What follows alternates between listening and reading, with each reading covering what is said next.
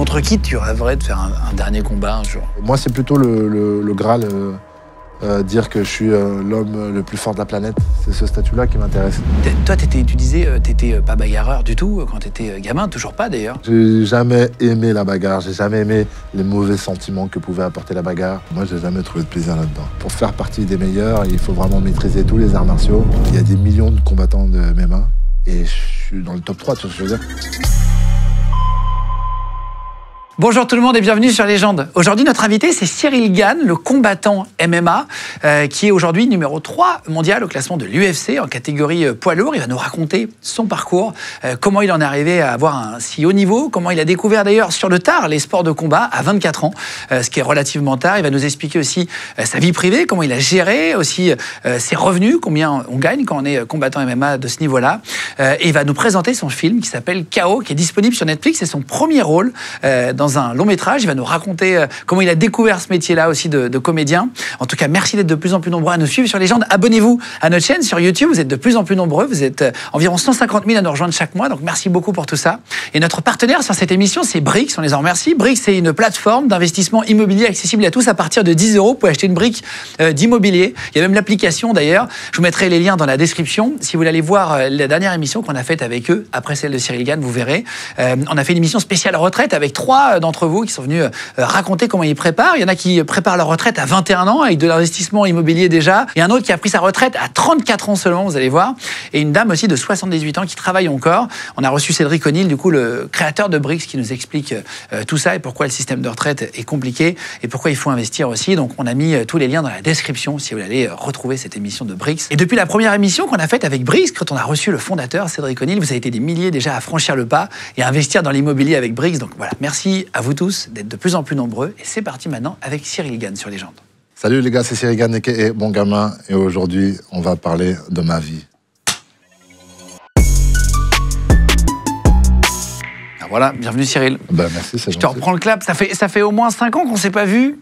Je t'avais reçu à l'époque dans une précédente émission. Qu'est-ce qui s'est passé durant ces 5 ans là? Tu viens parler de ton premier rôle au cinéma. Ben, comme on disait en off, on a vieilli. Hein.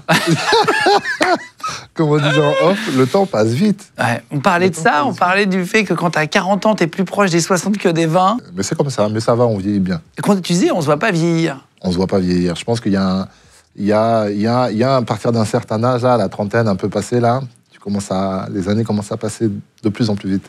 Pourquoi, je sais pas. Alors, un psychologue l'a expliqué. En fait, c'est qu'au début, tu es un peu excité, ton cerveau est surpris parce qu'il découvre des nouvelles choses.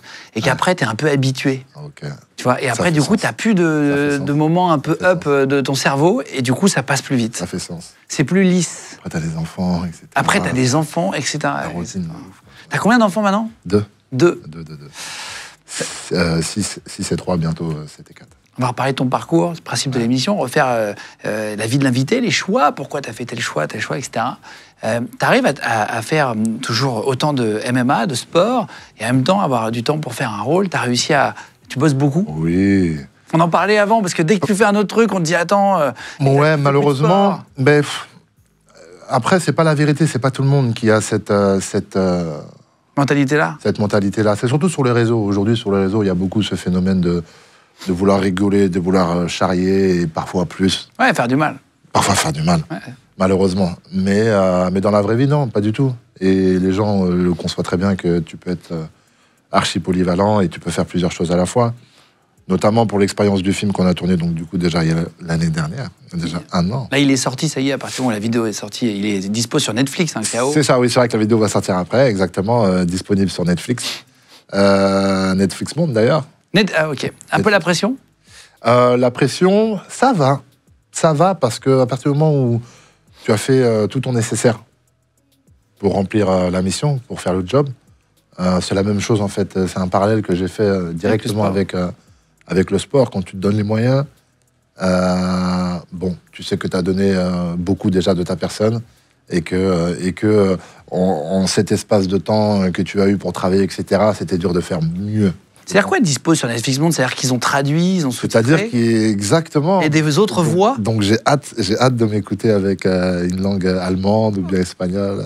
C'est incroyable. Ouais, tu vas regarder les chiffres direct? Les chiffres? Ouais. Tu vois, non, je suis pas là-dedans. Et là encore, je fais un parallèle avec ma carrière. de MMA, quand j'ai commencé, en toute honnêteté, les gens me posaient souvent cette question-là. Alors, qu'est-ce que tu attends pour plus tard? J'ai dit, je sais pas. J'ai pas la prétention de dire que je vais être le meilleur, combat par combat, on verra bien jusqu'où ça va me mener. Et vraiment, j'ai la même mentale pour ce qui est du cinéma. On a eu la chance, et je remercie encore Empreinte Digitale, avec les deux Raphaël Usan et Raphaël Rocher, qui m'ont donné la chance. C'est eux qui sont venus vers moi pour ce film-là. Qui t'ont proposé d'être le premier rôle. Premier rôle. Hein. Ouais. Après un entraînement, petite réunion, parce qu'on a des amis en commun, bref, dans la salle. Bah, Cyril, on pense que tu peux faire acteur. Alors moi, je connais rien du MMA, mais ça fait 3 mois que je regarde des interviews de toi. Et je dis, mais pourquoi moi? Il me dit, me demande pas, c'est comme ça. J'ai dit, ok, c'est le truc du cinéma, quoi. J'ai dit, ok. Est-ce que tu as déjà fait des apparitions? J'avais déjà fait des apparitions. Alors ça date, ce rendez-vous-là, il date. Donc après, j'ai eu des petites apparitions, des petits trucs. Mais à l'époque de ce premier rendez-vous-là, j'avais pas fait grand-chose.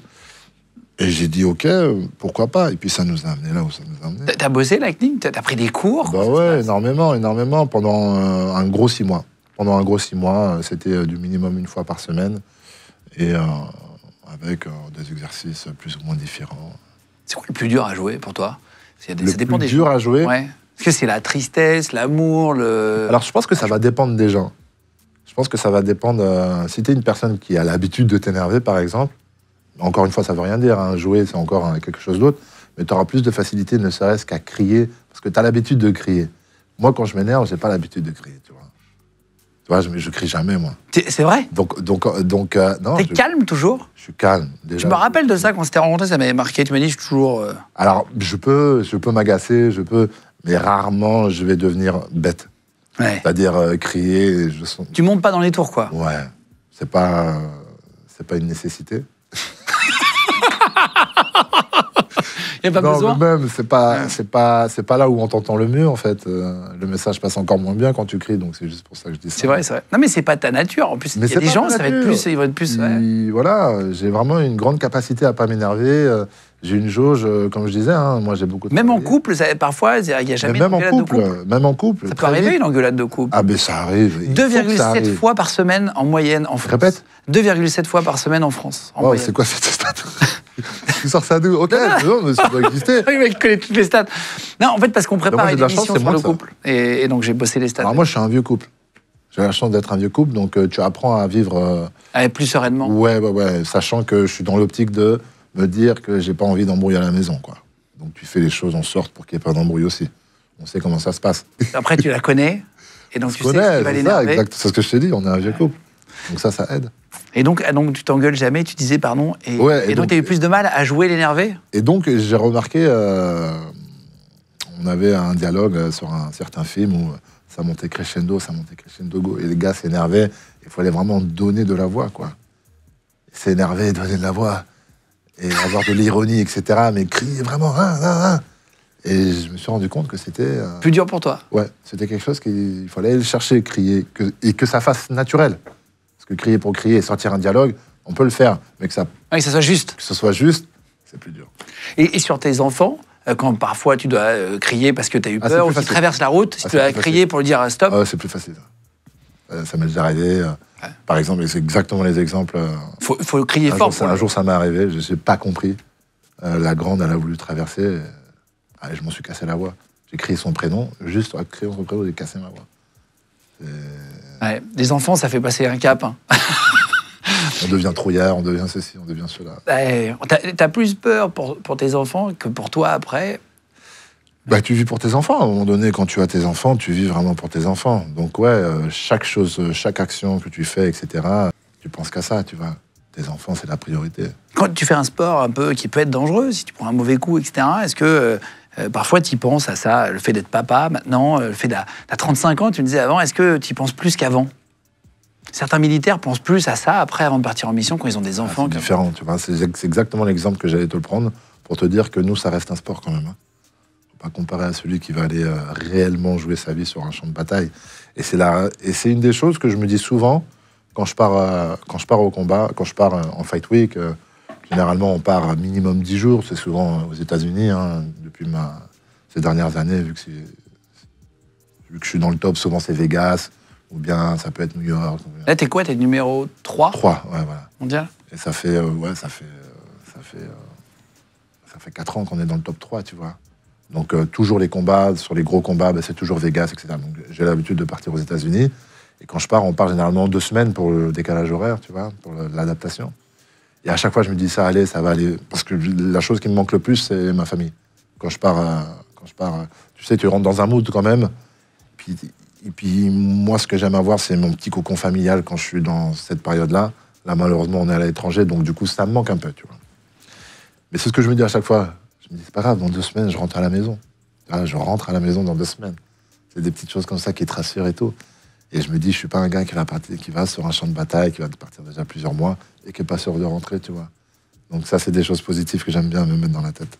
On en parlera après, mais en faisant le parcours, mais tu parles des États-Unis, là. Est-ce que les médias américains sont différents des médias français dans la manière de traiter l'info? Est-ce que tu vois une manière d'aborder différente? Oui, plus professionnelle, je dirais. Actuellement, en France, parce que ça requiert quand même du métier de journaliste, d'avoir un podcast ou relayer des infos, etc. Journaliste dit de la recherche et d'expertise. Malheureusement, aujourd'hui, je trouve que beaucoup de gens essayent d'avoir de la visibilité et malheureusement, sans expertise, et balancent des choses juste pour le buzz, pour le clic. Donc je dirais que c'est un petit peu la différence, mais c'est parce que je suis moins connecté avec les États-Unis, mais il doit y en avoir aussi. Mais ce que je vois généralement, c'est un peu plus pertinent ce que je vois de l'autre côté du... Des podcasts qui vont balancer des infos tout de suite pour tourner, quoi. Oui, ou bien qui vont... ça aussi, ça a été la mode à un moment donné de mal parler sur un nom où tout était bien, Cyril Gann. Ça fait cliquer. Cyril Gann, la chute, ou bien... Tu vois, des trucs, je dis ça comme ça, tu vois, des grands titres. Ou casser du sucre, carrément. Ouais, nul, surcoté, ou bien des choses comme ça, tu vois. Ça fait cliquer. Ça doit être humainement difficile à vivre. Parce que moi, quand je sais quelqu'un qui a dit un truc sur toi, c'est même dans ton entourage, t'apprends qu'il y a un ancien pote, tu penses ça te fait un truc. Mauvaise chose sur toi, oui, et surtout pas fondé. Là, c'est les réseaux, c'est un peu différent quand même. Je suis détaché quand même. Ah, c'est vrai, t'arrives à... Ouais. Oui. T'as le cuir plus épais qu'avant? Oui, surtout notamment... Alors en fait, moi, là, j'ai eu une grande phase où tout allait bien. Où Cyril, c'était un prodige, c'était un génie, c'était tout ce que tu voulais comme adjectif. Sur le champ lexical, ils en avaient beaucoup là-dedans. Et à un moment donné, quand j'ai perdu... Francis, en vrai, c'était du 50-50 le combat. Donc en gros, ça a été, même s'il y a eu quand même des gens qui étaient contents que je perde, enfin, parce que j'avais jamais perdu dans les sports de combat. Donc tu sens, il y a un petit truc quand même des gens... enfin, elle a perdu, vous voyez, je vous l'avais dit. Tu vois, lorsque le combat il était tellement serré... Mais il y a eu vraiment la défaite face à John Jones, où là, les gens, allez, c'est bon, Cyril, en fait, on n'avait pas vu, mais en fait, il est surcoté. Tout ce qu'il a fait avant, ça c'était rien. Tu vois. Il fallait attendre de tomber sur le GOAT des GOAT de ce sport-là, de toute l'histoire de ce sport, pour perdre et dire que Cyril est nul, tu vois. Bon, je réfléchis quand même dans ma tête, je me dis, les gars, c'est pas très... Il n'y a pas de juste milieu. Ouais, tu vois ce que je veux dire. Donc ça va, j'ai quand même mon libre arbitre. Et puis, je sais ce que j'ai fait dans la vie, en combien de temps, comment, etc. La France aime bien brûler ses idoles, ce qu'on disait. C'est-à-dire qu'on adore adorer quelqu'un, et puis 2 semaines après... Je pense qu'il faudrait parler avec un psychologue, mais ça, c'est un phénomène aussi qui existe. Ouais. Mais c'est particulier à ce sport, quand même, le MMA. J'ai l'impression que c'était comme ça aussi au foot un peu, mais là, c'est encore plus fort. C'est qu'un combat, ça peut te changer d'un coup. En fait, si tu veux, c'est médiatisé, c'est autant médiatisé que le foot maintenant. Donc ça, c'est les stats. C'est le 2e sport le plus regardé à la télé, je crois, donc, mondialement. On est fort en statistiques aujourd'hui. Ouais, et sur les réseaux, je crois que c'est devant le foot. Okay. Ouais, visionnage de sport, de MMA, etc. Donc forcément, notamment, nous, on va parler de la France. Depuis que ça a été légalisé il y a quelques années, il y a eu un truc exponentiel, ça a vraiment explosé. Et donc, du coup, il y a un truc qui s'est ouvert, des vannes qui se sont ouvertes, mais il y a tout qui est venu avec, quoi. Donc, très vite, il y a aussi ce qu'on appelait les footix dans le foot. Les gens aiment bien dire MMAX, même si c'est nul à dire. Mais c'est vrai qu'il y a tout ça qui est venu avec. Donc,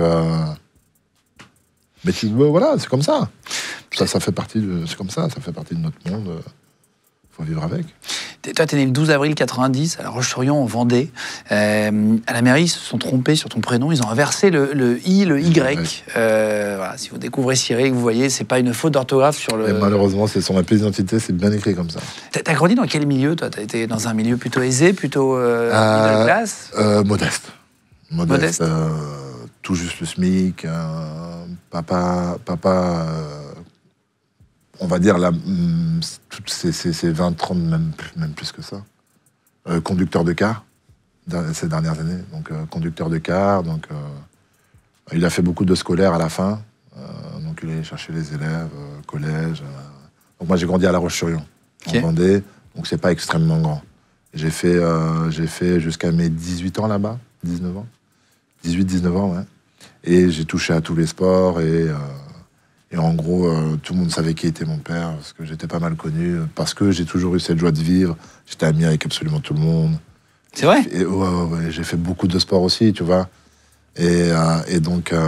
T'étais assez timide, tu m'avais dit. T'étais dans les jupons de ta mère, tu m'avais dit. Alors ça, c'était vraiment... Quand t'étais gamin? Alors ça, c'était vraiment quand j'étais gamin. C'est-à-dire que tu peux avoir un enfant qui est timide, non, mais c'est bien pour les parents de savoir. Et puis qui... Les caractères changent, hein. Vraiment, les caractères changent. Parce que votre enfant est timide, qu'il le sera après. Exactement, c'est-à-dire que moi, j'étais assez timide, jusqu'à même, quand j'étais petit, je crois que je l'avais déjà dit sur une interview, je suis pas sûr.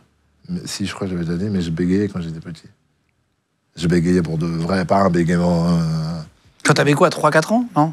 C'était la petite section, c'était avant le CP. Ouais, c'est ça, mais ça... Ah oui, ok. Avant le CP, j'avais... La grande section, alors? La grande section, ouais, c'était juste avant le CP, peut-être. Ouais. Et une maîtresse m'avait un peu traumate. Et, parce que tu bégayais? Non, je bégayais pas encore. C'est ce traumate qui m'a fait bégayer. Ouais. Et tu peux déclencher un bégaiement? Ah ouais. Un genre de choc émotionnel. Je me souviens, c'était pour te dire, tellement j'étais un peu timide, introverti, naninana, que, tu vois, une maîtresse ça m'avait bloqué, bégaiement, etc. Et ça m'a traîné très longtemps. Je remercie maman de m'avoir fait l'orthophoniste. Chaque mercredi matin, orthophoniste. Pour plus bégayer? Ouais, ça j'en ai fait pendant des années. Jusqu'au collège, je bégayais encore. Mais c'était moins flagrant. Ça venait quand il y avait du stress ou de la colère ou, tu vois, des émotions. Des émotions fortes, ça te... Lire devant tout le monde, pas que je pouvais accrocher encore et tout, tu vois, jusqu'au collège encore. T'as pas de résidus adulte? Non. J'ai eu la chance aussi d'avoir un parcours scolaire, beaucoup dans la vente, etc., et de communiquer énormément. Et je pense que le fait de pratiquer, de communiquer, etc., en fait, plus les cours, je sais même pas comment on appelle ça, mais l'orthophoniste. Ouais, si, les cours d'orthophonie. A fait que... ça, c'est ce qui t'a été utile, vraiment? Oui, je pense, mais j'étais pas assez âgé. Non, mais moi, aujourd'hui, quand je vois des adultes qui bégayent, je me dis, putain, ils ont pas fait ce qu'il fallait, tu vois. Et ça me fait chier. Là, je me dis, merde. Je crois que c'est François Bayrou, non, qui était bègue aussi. Peut-être. À l'époque, qui a pris des... Peut-être, mais c'est un vrai handicap. Et tu vois, au regard des gens se moquent beaucoup de ça. Énormément. Parce que t'étais Parce que les gens comprennent pas que c'est un réel handicap. Parce qu'ils ont une personne en face qui est complètement valide, dans le sens où... qui est normal. Tu vois ce que je veux dire? Qui peut blaguer, mais dès qu'il y a des prises de parole, etc., Mais moi, quand j'étais petit, mon frère s'appelait David, des fois, je buguais sur le prénom David. David. Putain. J'abandonnais, tu vois. C'était vraiment réel, tu vois. Tu t'es embêté socialement? Pour des potes et tout? Non, ça va. Et c'est là où je vais passer un message où je vais mettre en avant le sport. Et que le sport est une réelle issue. Moi, je sais que je ne veux pas être dans la politique, etc., mais je sais que je vais faire...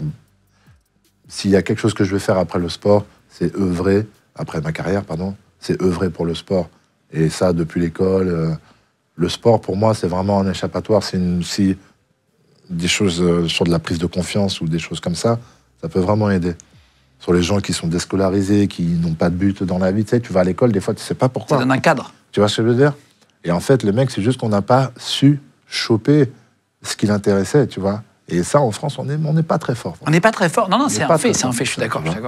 L'école publique, ils te mettent surtout là où il y a de la place. Après, les courses d'orientation, c'est aussi... Les grandes voies, et limite, j'ai envie de dire, c'est un calcul. On sait que là-bas, tu auras beaucoup de métiers où il faudra justement du monde dans ce métier-là. Et vas-y, on... Il y a des débouchés. Voilà, tu vois ce que je veux dire?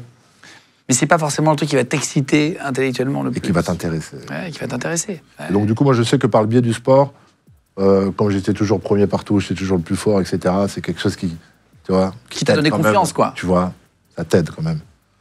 Toi, tu disais, t'étais pas bagarreur du tout quand t'étais gamin, toujours pas d'ailleurs. Non. Tu m'avais dit à l'époque, tu m'as dit, j'aime pas ça, moi, c'est pas un truc... Non, souvent, on entend souvent les boxeurs, là, ouais, quand j'étais petit, je me fightais trop, il fallait que j'aille à la salle pour me... Moi, pas du tout. Moi, pas du tout. Ah ouais? Pour le coup, j'ai jamais aimé la bagarre, j'ai jamais aimé les mauvais sentiments que pouvait apporter la bagarre. J'ai jamais trouvé de plaisir, parce que je sais que moi, par expérience, dans mon entourage, il y avait un certain plaisir de dire que, putain, de la même manière que t'es bon en sport, eux, ils avaient ça sur la bagarre, ils disaient, je suis un dur à cuire, je me fais respecter, gain de confiance, plaisir. Moi, j'ai jamais trouvé de plaisir là-dedans. T'as pas vécu de harcèlement scolaire non plus? J'ai pas vécu. Ouais. Je crois, en tout cas, parce qu'aujourd'hui, je sais que c'est une de mes forces, les ondes négatives, les trucs négatifs, moi, ça glisse sur moi, tu vois. Donc ça se trouve déjà, à cet âge-là, j'avais cette aptitude de pas bien capter ou de pas vouloir voir et de glisser sur le harcèlement, ou bien même la discrimination, ou bien même le racisme, tu vois ce que je veux dire? Parce que j'ai quand même vécu en Vendée, tu vois, il y a 30 ans, en Vendée, même quand j'étais petit, bon, il n'y avait pas autant de comment dirais-je, de personnes à peau colorée, tu vois ce que je veux dire? C'était pas non plus les années 70, tu vois, mais bon... Oui, t'es né en 90. 90. Ah, on est vieux maintenant, tu vois. Ouais. C'est chaud. Et t'étais grand direct ou pas? Parce que oui. Douillet, je crois que c'est David Douillet qui disait qu'il faisait 1m80 très très très jeune. Il y a eu pire que moi. Comme exemple, j'ai eu mon frère qui aujourd'hui fait 1m84-85, qui faisait déjà 1m84-85, genre 4e, 3e. Ah, putain. Tu vois, genre... Plus grand que les profs. Moi, ça a été très régulier. Donc, j'ai eu toujours un peu une tête de plus que tout le monde. Et puis, à la période collège, tu sais, les gars, ils ont une poussée d'hormones. Oui. Tu vois. Et donc, tout le monde m'a un peu rattrapé, mais tout le monde s'est arrêté et moi, j'ai continué, en fait, si tu veux. Donc, oui, globalement, j'ai toujours été un gabarit au-dessus de ce qui se faisait. Tu te souviens de la première discussion d'adulte que tu as eue avec tes parents? Oh, très bonne question, ça. Est-ce que tu as eu un moment où tu as une... Je me suis posé la question l'autre jour avec mon fils, je dis tiens, c'est quoi la première discussion vraiment d'adulte où je lui explique la mort, j'en sais rien, tu vois, je comprends pas certaines choses et il te pose des questions, les enfants. Et je me suis rappelé un peu les premières discussions, je me suis dit tiens, c'était intéressant. C'est une bonne question parce que déjà le sujet, c'est quoi une conversation d'adulte? Moi aujourd'hui, comment je m'exprime avec mes enfants, j'ai des conversations d'adultes. C'est-à-dire que je m'exprime auprès de mes filles, pas à des enfants. Alors oui, il y a un champ lexical d'enfants, mais je leur parle réel. Quand je leur explique des choses, alors c'est pas brutal des choses, mais je leur explique comme si j'expliquais une grande personne. Il ne faut pas leur parler comme des neuneux, quoi. Ça sert à rien.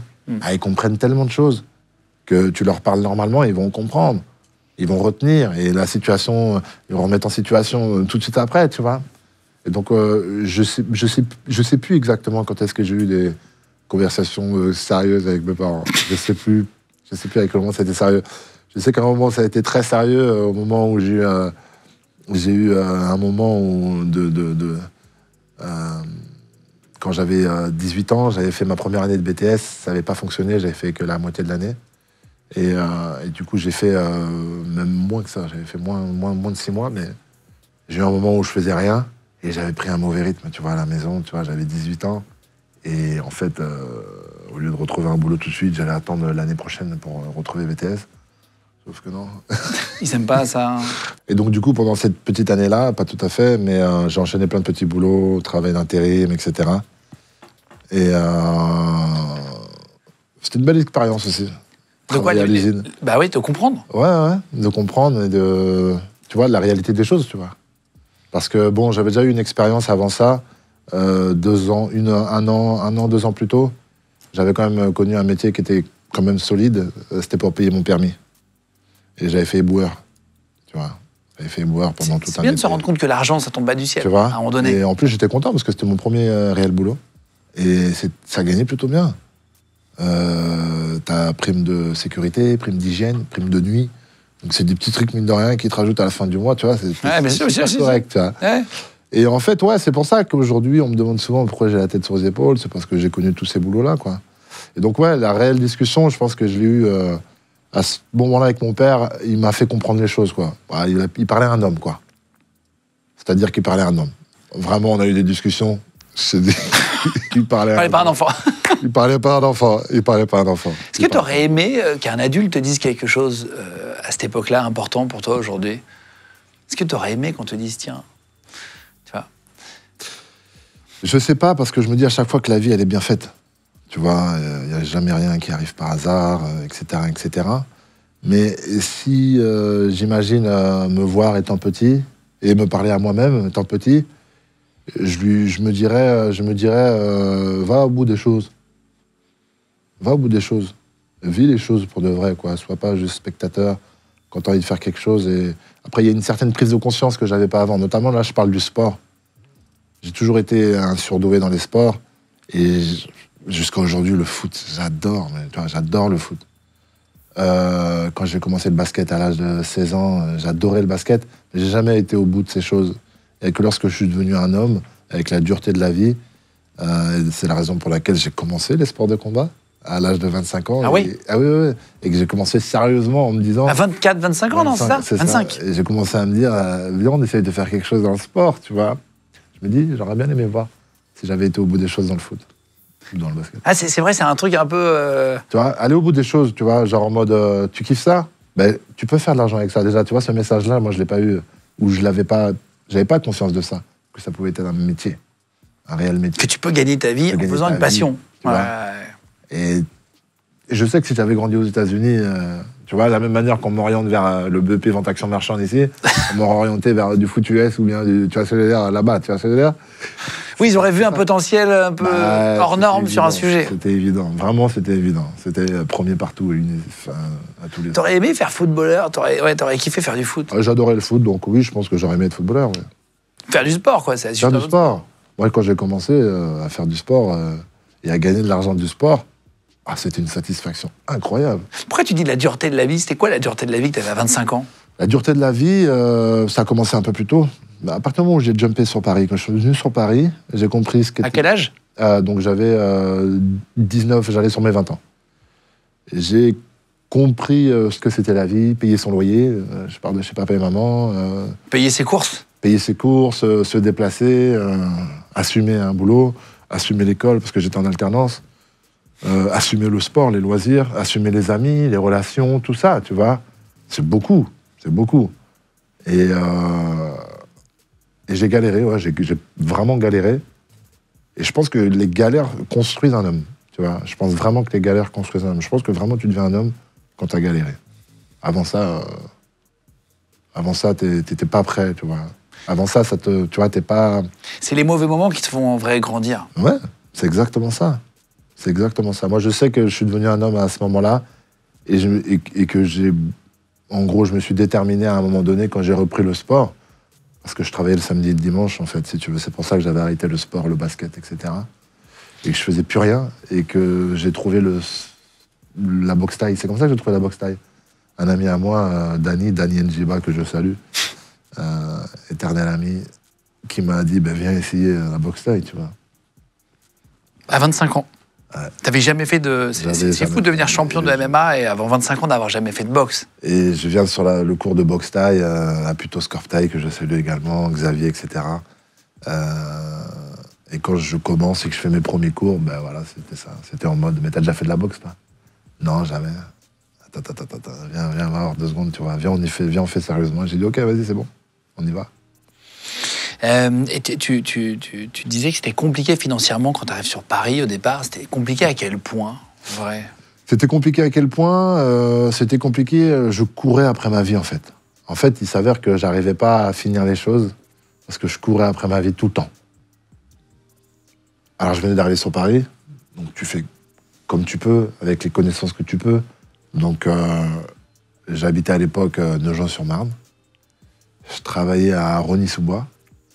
Je faisais mon sport à Hermont-en-Bonne. Et mon école était dans le 15e. Donc, tu fais une trotte tous les jours, quoi. Donc, tous les jours, c'était une trotte. Tous les jours, je courais. Je rentrais très tard le soir. Il fallait que je bosse aussi l'école, etc. Et il fallait prendre le temps aussi de faire tes papiers, de la CAF, etc. Tu vois. Et c'était Avoir des aides. Pour avoir les aides, sinon tu peux pas, sinon tu coules. Hein. 700 € de salaire, 700 € de loyer. Donc à un moment donné... la balance, elle est pas bonne. La balance, elle est pas bonne. Donc, et pourtant, je vivais dans un 25 mètres carrés, tu vois, mais bon. Et donc, il fallait aller à l'agence de Créteil. Et il fallait trouver le temps d'y aller. Ouais. Et puis, faire la queue. Ouais. Et quand tu vas, il faut faire la queue. Et s'il y a un truc qui va pas, ben, tu rentres chez toi. C'est pas Pour faire tous les papiers, ouais. C'est pas en mode ah mince, j'ai oublié d'imprimer ça, vous pouvez me l'imprimer s'il vous plaît? Non. Tu rentres chez toi et tu reviens avec le truc imprimé et tu refais tes 2 heures de queue ou je sais pas ce que tu fais, mais frère, moi c'est les papiers. Franchement, je sais pas s'il y en a qui vont comprendre ce que je dis, mais la paperasse c'est vraiment pas mon truc, tu vois. Et en fait, j'y arrivais pas et je te cache pas que cette dureté de la vie, je dis pas que c'était une dépression parce que je vois toujours les choses je suis très positif, tu vois. Mais c'était vraiment une période down et du coup, j'arrivais pas à finir les choses. J'achevais pas mon BTS, je l'ai pas achevé. Je courais vraiment après ma vie, tu vois. Et bah, c'est simple, j'étais toujours à des moins 600, des moins machin.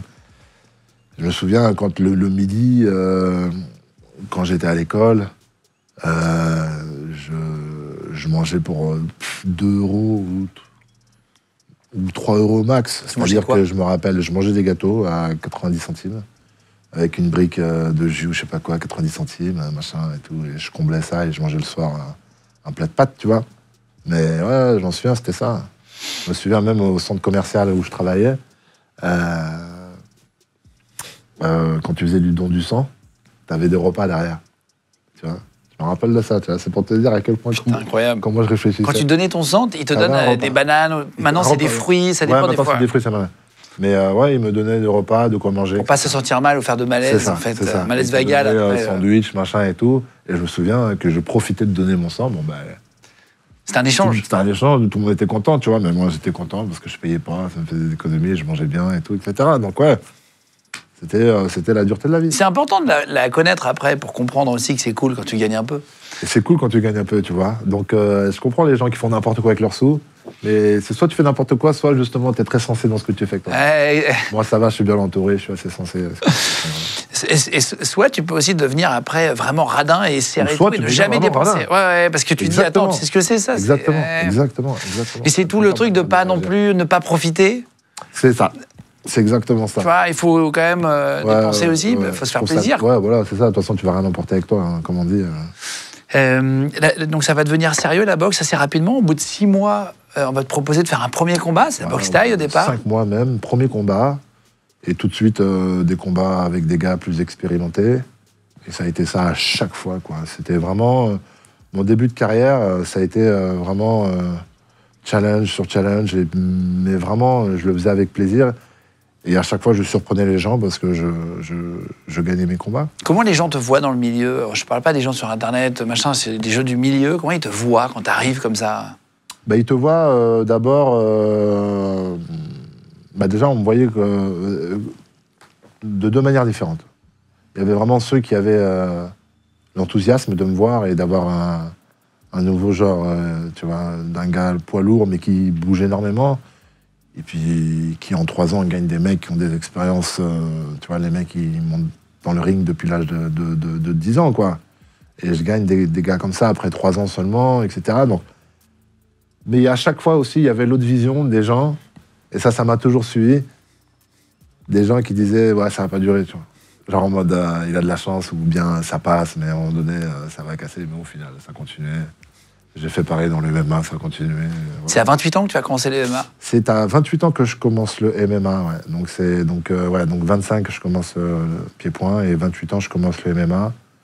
2018 du coup? 2018 exactement, je suis les années. Et premier combat en MMA, donc c'est au Canada. Donc c'est une ligue de MMA, le TKO. TKO, ça s'appelait. Face à Bobby Sullivan en août, combat pour la ceinture. 2019, UFC, la ligue la plus prestigieuse au monde, hein, si vous ne connaissez pas du tout le MMA, te contacte pour te recruter à l'époque.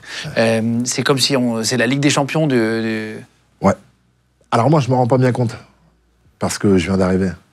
Parce que je connaissais pas. J'ai toujours été un mec un peu concentré sur ce qu'il faisait. À l'époque, je faisais de la boxe thaï.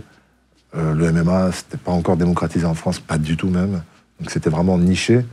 Et donc, je rencontre Fernand Lopez et la salle MMA Factory, parce qu'en fait, je m'entraînais dans le 92 et j'habitais à Nogent. Donc, je fermais le magasin à Rosny-sous-Bois. Une demi-heure après, je devais être à Puteaux. Puis c'était comme ça tous les jours. Et à un moment donné, j'ai dit, bon, il va falloir que je trouve un... Et mon magasin ferme aussi. Le magasin dans lequel je travaillais ferme la 3e année. Je fais 2 ans en travaillant à faire mon sport, et la 3e année, licenciement économique. Et c'est là où vraiment Tu faisais quoi comme métier, là? Je vendais du meuble. Des meubles? Ok. Ouais, je vendais du meuble.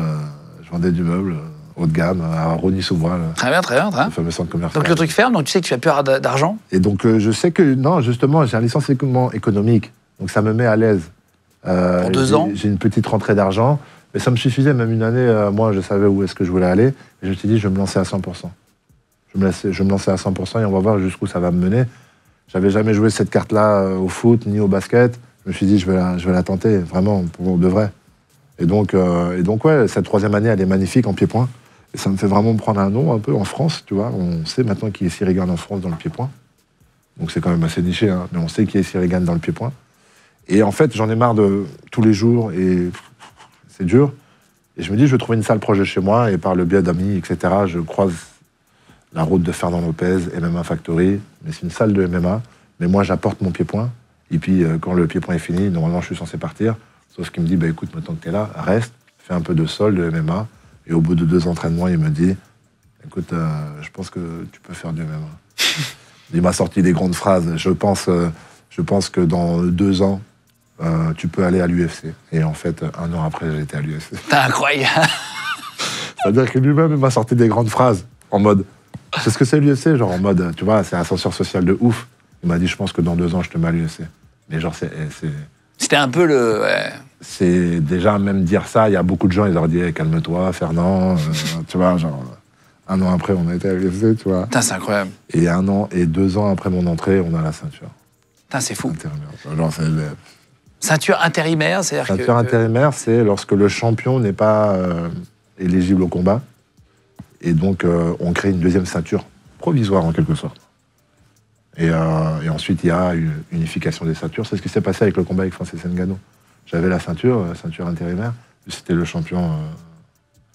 Et donc, il y a eu cette unification. Mais ouais, tout a été très vite. Tout a été très vite. Financièrement, tu es plus en galère à partir du moment où tu rentres à l'UFC, tu peux manger à ta faim, tu peux payer ton loyer, ou tu es toujours obligé d'aller à la CAF à côté, le temps de gagner un peu d'argent. Comment ça se passe, tu vois? Non, très vite, tu fais la bascule. De toute façon, très vite, tu n'as plus le droit, hein, c'est automatisé. Hein. À partir du moment où on voit que tu gagnes de l'argent. Tu gagnes de l'argent. Bon. Alors moi, au début, j'étais vraiment pas pressé parce qu'il y a une phase d'adaptation. Quand tu gagnes de l'argent, il y a une phase où tu te dis, mais en fait, ouais, je peux le dépenser. Et puis tu commences à un certain moment à faire tes calculs. Et quand tu as une année qui est passée derrière toi, tu fais les calculs de ce que tu as touché, tu divises par 12. Tu te dis, ah, mais en fait, je touche ça par mois, quoi, en gros. Ouais, c'est ça. Tu dis, ok, donc en fait, je peux...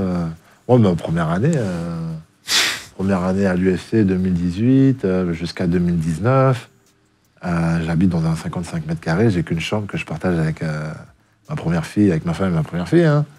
Tu vois, j'ai jamais été pressé, on n'était pas pressé. Et là, tu gardes ton argent, là, tu le dépenses pas? Je le dépense, je sais pas quoi faire avec. De toute manière, à la banque, on sait pas ce qu'est le MMA, on me prête pas d'argent, donc je peux rien faire. Je peux rien faire. J'ai une situation précaire. Ah oui, même... Oui. Ça représente quoi, ce que tu gagnes sur 1 an? C'est public ou pas? La première année? Ouais. La première année, c'est un truc du genre, c'est simple, le calcul. Première année, je fais mon premier combat à l'UFC en août. Je fais 3 combats jusqu'au mois de décembre. Et je dois gagner du 10 plus 10, donc 20. Après du 12 plus 12. Après du 14 plus 14. Tu vois? Donc ça fait déjà une belle somme. Ouais, mais c'est ça. Quelque chose que, tu vois ce que je veux dire? Et donc, mais à la banque, on me demande d'où vient cet argent. C'est vrai. Veuillez le vérifier, le justifier. Et ça a été comme ça pendant pas mal de temps. J'étais en mode, mais réveillez-vous, quoi. Mais c'est vrai, parce que du coup, tu étais frustré carrément. C'est vexant. C'est vexant. C'est plus vexant. Tu vois, c'est là où tu dis, putain, mon orgueil, il en prend un coup. Et tu dis, attends, mais tape sur Internet, tu vois. Regarde mon nom, tu lui montres les articles. Ouais, aux États-Unis, je signe des autographes, tu vois, je les dire, regarde le MMA, regarde ce que c'est, renseigne-toi. En vrai, tu vois. C'est du cash que tu gagnes parce que non. T'es payé en virement. Oui, non, je suis payé en virement, je suis taxé. Ça pourrait être encore plus louche d'arriver à la banque. Oui, non, même pas. J'ai un contrat. T'as un contrat de travail. Le jour où on m'a demandé de justifier, etc., j'ai donné le contrat de 40 pages en anglais. J'ai dit débrouillez-vous avec, quoi. C'était ma petite vengeance. Ils te prêtaient pas, c'est-à-dire qu'ils n'avaient pas. Non, j'avais une situation précaire. Le mot que j'ai utilisé, il est réel. J'avais une situation précaire. Ouais. T'as pas de CDI, t'es en situation précaire. C'est comme ça. C'est vraiment. C'est binaire, c'est binaire. Ouais, C'est-à-dire que les rentrées d'argent, elles sont pas visibles. Je peux pas me prononcer et dire oui, je vais avoir un combat, tant de combats par an. J'ai pas de CDI. Bon, situation précaire, on sait pas où ça va, ça. Nous, on veut pas. Tu vois. C'est après, vraiment après que c'est venu, parce que légalisation déjà du MMA, Cyril Gane, ceinture intérimaire mondiale, ça fait beaucoup plus de bruit.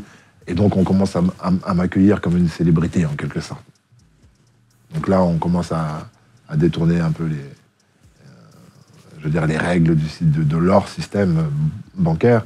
Et de dire... C'est pas grave, monsieur, on va vous prêter. On peut prêter à ce monsieur, il a une notoriété, on sait qu'il a pérennisé une certaine image, et on sait que voilà, dans les années qui vont suivre, ça va aller, quoi. Ah, c'est marrant, putain. Et t'as pu acheter? Enfin, ils t'ont fait un crédit? Ouais, bien sûr. Après, ça a été possible. Ouais. Après, ça a été possible. Mais ça a pris du temps. Hein.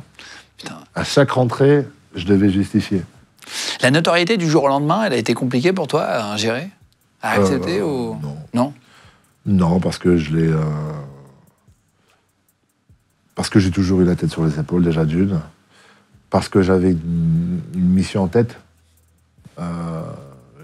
Quand je suis à l'UFC, 2018, j'ai ma fille qui est née en 2018. Donc je sais que déjà je suis père de famille, je sais où je vais, toi. Oui, mais parfois tu peux être un peu déboussolé par une arrivée, un changement dans la rue, des relous qui veulent un peu se chauffer avec toi parce que... Non, ça s'est jamais arrivé. J'ai toujours suscité des good vibes, les bonnes énergies. C'est vraiment, c'est quasiment presque jamais arrivé. Ah ouais? Qu'on vienne me chercher des noises. Parce que justement, ça arrive énormément. Le fait, tu vois, le gars, c'est un combattant, ceci, cela.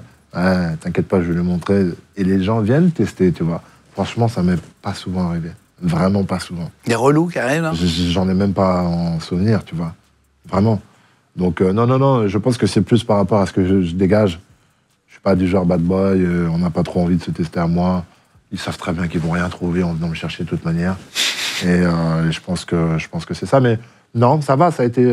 franchement, je pense que j'ai bien géré ma notoriété. Ça m'a pas fait gonfler la tête. Ça m'a pas non plus... tu vois, parfois, là, ça fait peur aux gens, tu vois. Ça isole. Ça isole. Ça isole. Moi, pour le coup, non. J'ai vraiment pas changé. Quand on est arrivé ici, justement, je te vois boire de l'eau, j'ai vu que une amie qui était avec toi t'a dit « Attends, fais gaffe, la bouteille est ouverte ». C'est un truc qu'on fait attention. Après, on fait attention quand on est sportif de haut niveau au dopage. Ça, je savais pas que c'était à ce point-là. Ouais, toi, tu m'as parlé d'empoisonnement. Je t'ai dit, mais t'as peur d'être empoisonné par qui ici? Et tu m'as dit, non, c'est le dopage. Ça va jusqu'où, en fait? Parce que, est-ce que parfois, tu as déjà eu des accusations, des gens qui ont dit, ah, il est trop fort, il y a un truc qui va pas, il a 10 victoires, 10 machins, tu vois? Oui, il y en a eu, forcément, parce que les gens aiment bien trouver des raisons au succès de certaines personnes, etc. Donc oui, ça... Pour rabaisser un peu le truc. Ouais, pour dire, attendez les gars, croyez pas qu'on arrive à ce niveau-là en mode en mangeant des carottes. Tu vois. Mais non, ça, j'en ai pas trop eu, parce que j'ai pas un physique non plus si monstrueux que ça. On associe souvent le dopage à la masse musculaire, tu vois. C'est plus quand tu vas être impressionnant musculairement qu'on va dire que t'es dopé. Mais non, moi, j'ai pas eu trop affaire à ça. Mais ouais, ça, c'est des petits réflexes qu'on a tout le temps, ça. Parce qu'il y en a qui se font droguer à leur insu. Mais ça peut arriver, tu vois bien, même en soirée ou des choses comme ça, ça va tellement vite. Moi, une bouteille, on m'offre une bouteille, si elle fait pas clac, bah, frérot, tu vois, on sait jamais. On sait jamais. Et malheureusement, ce petit détail, tu vois, cette petite prise de décision qui vaut rien, en vrai, tu vois. Toi, je te le dis, on en rigole, je prends une autre bouteille, mais je suis sûr, quoi. Tu vois ce que je veux dire? J'ai pas ma carrière qui peut s'effondrer à cause d'un truc. T'as peur que ce soit un mec qui te piège par une autre... On ne sait pas. Pour après qu'il y ait un contrôle le lendemain. Et ben ouais, parce qu'on a des contrôles vraiment assez souvent. Les contrôles d'antidopage, tu en as déjà vécu comme tous les sportifs. Ouais, bien sûr. Ils arrivent à 6h du matin, ils sonnent. Il t'est déjà arrivé une situation un peu relou, un peu drôle? Parce que ça, c'est un truc contraignant pour les sportifs. C'est-à-dire qu'à 6h du matin, quelqu'un sonne chez toi et te dit il faut que tu fasses pipi dans un pot, je te regarde, pour pas que ce soit quelqu'un d'autre qui fasse pipi à ta place. C'est ça, exactement. Et on contrôle, voir si t'as pris un produit dopant. Un produit dopant, c'est ça. Et des gens que tu connais jamais. Tu ne les connais pas. Ça va, hein, franchement. Comme on s'est vraiment souvent contrôlé, tu commences à les connaître. Ouais, on commence à connaître. Des fois, ça change. Il y en a de l'ombre, des équipes de machin. Mais s'ils viennent aussitôt, c'est pas pour nous embêter. C'est pour être sûr déjà qu'on soit chez nous. Et pour être sûr qu'on n'ait pas été aux toilettes avant, tu vois. Parce que moi, dès que je me lève le matin, c'est pipi. Je crois que c'est comme tout le monde. Bien sûr. Donc, du coup, si t'arrives après et que t'as pissé avant, tu fais quoi? Ils attendent. Et t'attends, tu vois. Ça t'est déjà arrivé? Oui. Ça va, ils arrivent assez souvent quand je dors. Et ils arrivent très souvent avant 7h, donc tout le monde dort. Ouais, en général. Excuse-moi du terme, mais ça m'emmerde.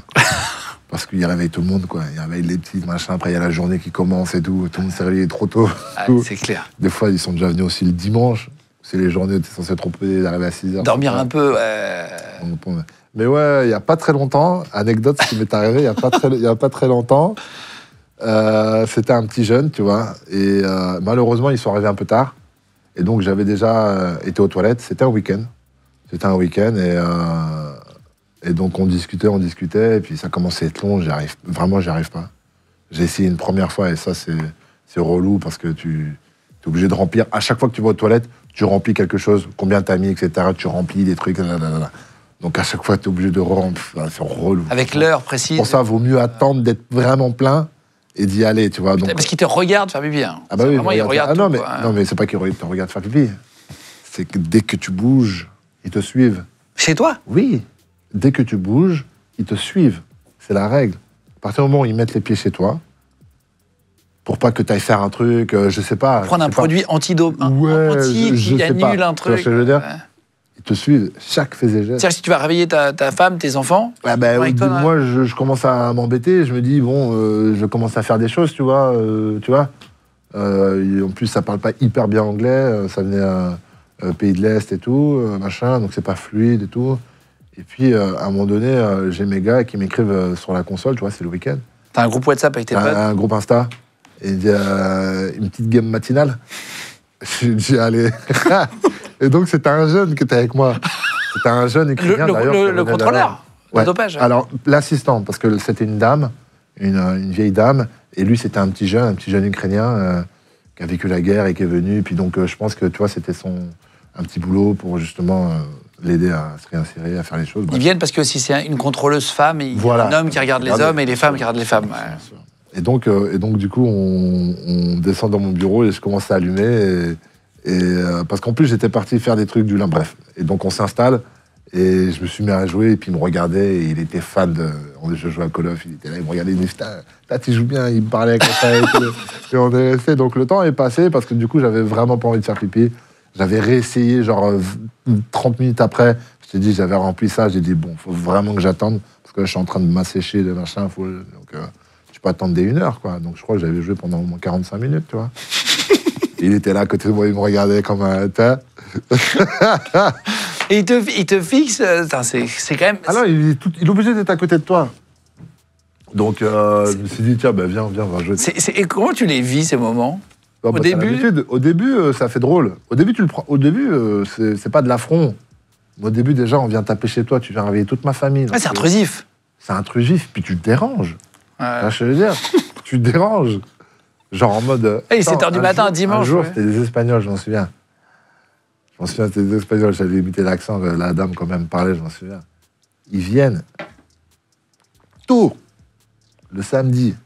J'étais là en mode, waouh, ça réveille tout le monde. Le lendemain, ça ressonne. Non, je te crois pas. Dis, attends, à 2 jours près? Putain, c'est un livreur et tout, tu vois.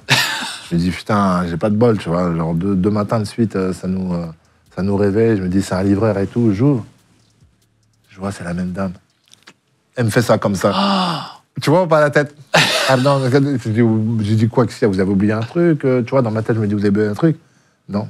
Retest antidopage, genre de... Ah, c'est abusé. C'est sérieux, là? C'est de la délation, les contrôles antidopage, ou c'est du hasard? Non, c'est vraiment du hasard. C'est vraiment du hasard. Il y a pas de la délation, mais genre en mode... quand t'es en plein entraînement, on sent que, tu vois, sur les photos, t'es bien... Il y a la suspicion. C'est pas de la suspicion, mais on se dit, le mec, il est en forme, viens, on va checker s'il n'y a pas un truc qui a été être en forme, tu vois. Mais ça part pas d'un mauvais sentiment, tu vois. Mais ouais, qu'est-ce que c'est relou. Genre, ce jour-là, le jour où ça m'a plus saoulé, c'est ça. Bon, tu viens un matin, ça va. Tu viens le lendemain matin, En fait, je me dis, je suis un sportif, il faut que je dorme. Vous êtes en train de me déranger. Il faut se reposer. Tu vois, en train de me gâter mes nuits et tout, tu vois. Donc, c'est ce côté-là qui m'avait un peu saoulé. C'est la seule fois où ça m'avait un peu saoulé. J'ai pas été méchant, mais j'ai pas parlé. Alors, je te jure. Je l'ai vu. Au début, je me suis dit, vraiment, je t'ai dit, vous avez oublié quelque chose, quoi. Et du coup, je ne l'ai fait pas rentrer. Je me dis, elle a peut-être oublié quelque chose, je vais aller chercher pour elle. Hier, elle a oublié quelque chose. Non, encore test et tout.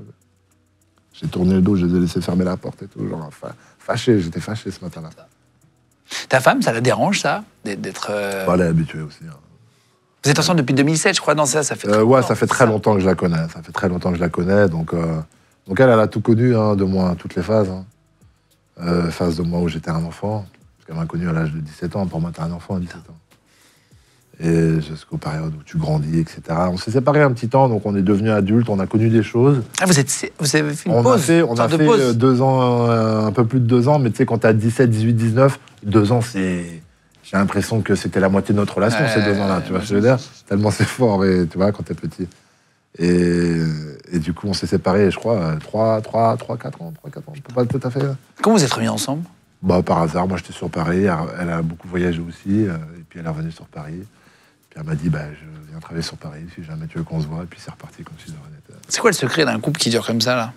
Le secret, je pense que c'est faire preuve d'intelligence. Faire preuve d'intelligence, je pense que c'est le mot d'ordre. Parce qu'on sait tous comment faire plaisir à quelqu'un. À peu près, on sait tous comment réagir face à quelqu'un. On sait tous comment faire pour énerver quelqu'un. On sait comment faire pour faire du mal à quelqu'un. Mettre un peu de citron tu sur comprends ou pas? Tu connais tout ça, donc sois intelligent et pose-toi les questions. Si je suis avec cette nana, c'est pour être heureux, c'est pour faire un truc, pour aller loin, ou c'est pour galérer toute ma vie, ou bien c'est pour peut-être s'arrêter dans pas longtemps, tu vois? Tu te poses des questions, et puis si t'as la réponse, fais en sorte que ça se passe bien. Faut un peu de mystère en couple ou pas? C'est important de connaître la personne avec qui tu es, de savoir elle a besoin de quoi pour se sentir bien. Et moi, je suis quelqu'un, j'aime mes potes. Moi, je suis quelqu'un, sur ça, je ressemble à mon père. J'adore mes potes, tu vois. Genre, j'ai besoin d'avoir mes potes, ça a toujours été. Moi, les copains, ça passe pas avant la famille. Donc, tu vois, il y a tout cet équilibre-là, il faut être intelligent. Mais il faut, des fois, t'abuses, des fois, tu dis, bon, j'ai abusé, donc je rééquilibre, tu vois, t'essaies de faire de bonnes actions, c'est important. Tu vois, ce que je dis, c'est vraiment... Franchement, c'est faire... Non, parce que dans des vies comme ça, où t'as des curseurs très hauts dans le sport, où tu ouais, la notoriété, les trucs comme ça, pour le coup, j'ai de la chance. Où tu joues à la console avec des potes, tu as tes moments. Ouais. Faut avoir quelqu'un qui comprend, quand même. Ouais, moi, j'ai la chance d'avoir quelqu'un à la maison qui comprend beaucoup de choses, ouais. Qui comprend beaucoup de choses, qui a accepté le changement de notoriété, de sollicitation. Avant, j'étais tout le temps à la maison. D'ailleurs, ma grande, je le sens avec ma grande. Ma grande, elle m'a, surtout en plus, période de Covid, tout le temps à la maison, machin. Puis arrivé à un moment donné où tu vas faire un camp d'entraînement là-bas, sollicitation, tu pars au combat, et puis, papa, tu pars encore, et puis tu vas t'entraîner, et puis tu pars faire un plateau télé, et puis tu repars le lendemain soir faire une sollicitation. Papa, tu pars encore. C'est des trucs quand même, ça c'est... Comment t'expliques ton métier à tes enfants? Moi, je sais que mon fils commence à me dire, mais tu fais quoi la journée? Ouais. Tu expliques, toi, tu fais de la bagarre. Moi, ça va. Je pense que c'est plus facile à expliquer que toi. Ouais. Et puis... non, pour moi, le coup... je discute avec plein de gens. Et ils appellent ça le studio des Lumières, mon fils. Studio des Lumières, tu vois, c'est vague. C'est vague. Il vient, il y a des lumières, il sait qu'il parle à des gens. Moi, elle comprend que c'est mon sport. C'est de la boxe, c'est de la... Voilà, mais c'est de la bagarre, parce que les enfants, ils oui, pas la boxe. Mais ils ont 4 ans, tu vois. T'expliques toujours que, t'as vu, papa, c'est grâce à ça qu'ils gagnent de l'argent, qu'ils payent la maison, qu'ils payent tes jouets. Ouais, c'est ça, Ça, ça, je faut veux lui dire. dire, je pars parce que je vais gagner de l'argent pour payer tes jouets. Tu vois, mais ouais, le fait que ce soit de la bagarre, au début, tu vois des questionnements dans le regard, tu vois. Parce que c'est pas bien la bagarre pour les enfants. Bah, tu vois, c'est Je lui étrange. dis, Je dis, mais. Puis même, elle a réfléchi. C'est pas qu'elle dit que c'est pas bien. Elle dit, mais papa, il a eu mal, ou il a fait mal à quelqu'un, ou tu vois. Ça va plus loin, la réflexion, tu vois. Tu sens, ça réfléchit. Parce qu'ils sont pas le même niveau de tu sais, ils voient le monde avec d'autres yeux. Tu vois ce que je veux dire? Moi, mon fils, il croit qu'en prison, il y a des griffeurs. Il y a des méchants griffeurs. Ah, c'est ça. Pourquoi qu'on met des méchants griffeurs en prison? Mais dis, parce que les méchants, ça n'existe pas. Il a dû voir dans un dessin animé, quelque chose comme ça. Moi, je te dis, ma grande, tellement réfléchie, tu vois, c'est une petite fille intelligente, la petite aussi, hein, mais la grande, je peux le voir maintenant qu'elle est plus grande, sur ses réflexions et tout. Et je me souviens, j'avais fait Fort Boyard, et elle réfléchit énormément, et elle avait fait des cauchemars et tout. J'étais parti la voir, papa, Fort Boyard, j'avais été en prison dans Fort Boyard. Putain. Tu vois, et ça l'avait marqué, tu vois. Donc franchement, les gosses, ils sont très... C'est un peu petit, 6 ans pour regarder Fort Boyard. Tu Il y a vois, des animaux, il y a des... 5 ans même, tu vois. Papa en prison et tout. Pourtant, j'étais joyeux en prison, tu vois. Oui, c'est Fort Boyard, c'est pour les enfants vois ce que je veux aussi, dire c'est pour tout le monde. Mais 5 ans, c'est trop et donc, petit. tu vois, la bagarre, moi, je leur montre pas. Moi, mon métier, je leur montre pas. Ils t'ont jamais vu, évidemment. Non. Ils ont vu des apparitions sur une pub, sur des trucs. Ils t'ont jamais vu taper dans un ring. Mais ils m'ont jamais vu. Ou alors, ils ont pu apercevoir un geste ou un truc comme ça, tu vois. Parce que je sais que des fois, il y a des adultes qui leur montrent, genre à l'école, des trucs comme ça, j'entends. Bien sûr. Est-ce que tu as déjà fait des erreurs d'éducation? C'est intéressant, on a tous fait une connerie à un moment donné, un peu drôle ou pas d'ailleurs, et qui est toujours utile à entendre, tu vois, pour les parents. Ils disent, tiens, on a tous regretté une fois, je sais pas, de donner trop un écran, tu vois, ça peut être un jouet qui n'était pas approprié, tu vois, Qu'est-ce que j'ai voir pu Fort Boyard, regretter? et après ça les a, tu vois. Je trouve qu'on s'en sort pas trop mal, parce qu'il n'y a pas de... comment dirais-je, de manière unique de faire. Je veux dire. On fait du mieux qu'on peut. Tu fais du mieux que tu peux en fonction de tes enfants. De tes enfants, de tes skills à toi, tu vois ce que je veux dire. Et moi, je pense qu'on se débrouille pas mal à la maison. Mais je vais remercier la maman surtout parce que c'est elle qui est plus là que moi. Et elle a des très très bons principes. Genre, nous, la télé... T'arrives? Ah ouais? Ah ouais, nous, la télé, il n'y a pas de tablette, il n'y a pas de télé. La télé, c'est que le week-end. Elles lisent des livres, elles sont proches de la nature, dans le jardin, les animaux, tu vois. Franchement, et ça, c'est surtout grâce à leur maman. Tu essaies de les éduquer pour faire attention à pas trop les habituer, à avoir trop de confort. Tu vois, c'est ce que les gens qui réussissent disent souvent. Malheureusement, ça, c'est très dur parce que, comme on dit, parler, c'est bien, mais on est surtout des exemples. Et c'est vraiment... Ça, je sais plus qui a dit ça aussi dans T'as l'émission. beau dire des choses, si tu montres l'inverse, tes enfants, ils vont faire l'inverse, tout comme toi, ils vont faire comme toi. Donc malheureusement, on voyage. Ça, c'est par contre, le voyage, pour moi, c'est une richesse. Donc c'est vrai qu'on voyage quand même pas mal avec les enfants. C'est une chance. C'est une chance. Moi, j'aurais adoré voyager comme ça étant jeune, tu vois. Mais c'est vrai qu'elles s'habituent au voyage. Elles peuvent s'habituer à... Malgré qu'on soit pas comme ça à la maison, tu vois, comme je t'ai dit, ma femme... J'ai de la chance sans ça aussi, tu vois, j'ai beaucoup de chance d'avoir cette madame à la maison parce que c'est pas elle qui va me coûter des sous, tu vois, je veux dire, au contraire, elle veut pas, tu vois. Mais bon, j'ai quand même un Range Rover Sport, tu vois. Ouais, tu te fais un kiff quand même. Les filles, ouais, et puis je me dis, sur la société, il faut quand même défrayer, tu vois, bon bref. Bah oui. Tu vois, et puis ça sert quand t'arrives à un lieu, quand il y a une notoriété, bon, ça fait bizarre si t'arrives avec une 306 ou une... Tu vois, ça fait partie de la représentation. Malheureusement, ça fait repartie de la représentation et c'est réel. Tu vois, ça par contre, c'est réel. Tu vois, ton image, t'es une marque et t'as besoin de vendre ta marque, bref. Mais je me dis, les petites, elles sont dans un Range Rover Sport. Bon, elles s'en rendent pas bien compte, tu vois. Mais demain, elles vont avoir un standing, mine de rien. Elles vont avoir une référence. Mais moi, dès qu'elles vont avoir l'âge, je vais rapidement les déshabituer. Et je vais, tu vois, par exemple, l'expérience que j'ai eue de payer mon permis, faire éboueur, etc. Elles vont le faire aussi. Tu veux ton permis, tu veux une voiture. Tu vas te payer cet été, tu vas travailler. Tu vas travailler, t'inquiète pas, j'ai des tatas, des tontons qui ont des shops, des trucs de fleurs, ce que tu veux, t'inquiète pas. Si tu veux travailler, tu vas pouvoir travailler. Et ça, c'est des trucs que je vais inculquer parce que je pense que en passant par là, tu as la valeur de l'argent. Ouais, tu comprends déjà. Tu comprends ce qu'il faut faire pour avoir l'argent. Et tu vois, de là, tu remets de bonnes bases, là, elles sont petites. Mais on n'est pas du genre à acheter beaucoup de choses, etc. Pour revenir sur ta carrière en MMA, on est en 2022, invaincu en MMA à l'époque, 7 combats à l'UFC pour 7 victoires, si je ne dis pas de bêtises aussi. Et quand tu vas combattre contre Francis Ngannou pour le titre de champion du monde, donc poids lourd UFC à l'époque, donc à l'époque, les bookmakers te donnent favoris sur le combat, pour donner les chiffres exacts. Tu domines premier, deuxième round, et tu vas finalement perdre par décision unanime. Ngannou reprend le 3, 4 et 5e round. C'est ça. À l'époque, tu vas avoir une vague sur les réseaux, tu vas voir les gens qui changent d'un coup. C'est net, t'en parlais, ou comment ça se passe? Là, on était sur un combat, comme je t'ai dit, qui était très équilibré. Donc le 1 et le 2, c'est à moi. Le 3, le 4, c'est pour lui.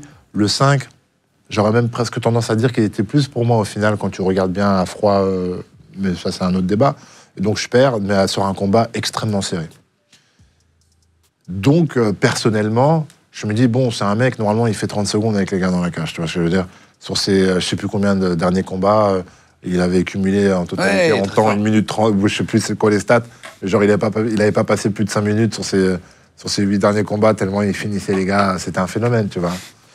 Et moi j'avais quand même bien géré, tu vois, le petit gars qui arrivait avait quand même plutôt bien géré, donc personnellement ça allait, tu avais des détracteurs qui avaient leur mot à dire aussi. Mais c'était pas bruyant. Non, ça a vraiment été bruyant. John Jones, face à John Jones, exactement. T'as eu une victoire entre deux, je crois, 8 mois. Oui, il y a eu quand même une victoire. Oui. En 2023, John Jones. C'est ça, John Jones. Et là, pour le coup. Qui est numéro 1, champion actuel. Hein, oui, toujours. Il a toujours, toute sa vie, c'était le plus jeune champion de l'histoire du MMA et de l'UFC. Et ce qu'aujourd'hui, c'est lui qui bat tous les records. Donc malgré ça, j'ai quand même il m'a quand même fait beaucoup de peine ce combat-là. Parce que sportivement, je suis un compétiteur et perdre au bout de, je crois, on n'a même pas été à la 3e minute. Tu te dis, sachant que ça m'est jamais arrivé, tu vois. Donc déjà, c'est quelque chose de nouveau, déjà.